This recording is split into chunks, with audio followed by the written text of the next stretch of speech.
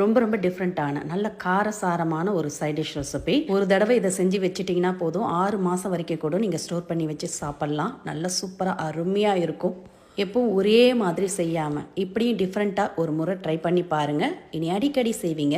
இப்போ இதை செய்யறதுக்கு ஒரு மிக்சிங் பவுலில் 1/4 கப் அளவுக்கு உளுந்து, முழு உளுந்து தாங்க சேர்த்துருக்கேன். ஒரு 100 கிராம் அளவுக்கு முழு உளுந்து சேர்த்து நல்லா 2 முறை அலசிட்டு ஒரு அரை மணி நேரம் ஊற வச்சு எடுத்து வச்சுருக்கேன். இப்போ இந்த உளுந்தில் இருக்க தண்ணியை பூரா ஒட்டை வடியை விட்டு எடுத்து வச்சுக்கோங்க.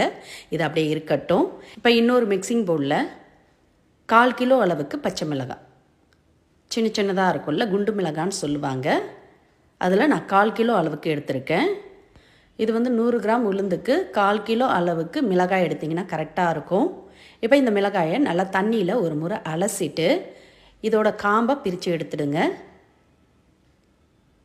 எல்லா மிளகாயிலுமே காம்பை பிரித்து எடுத்து ஒரு பவுலில் மாற்றி வச்சுக்கங்க.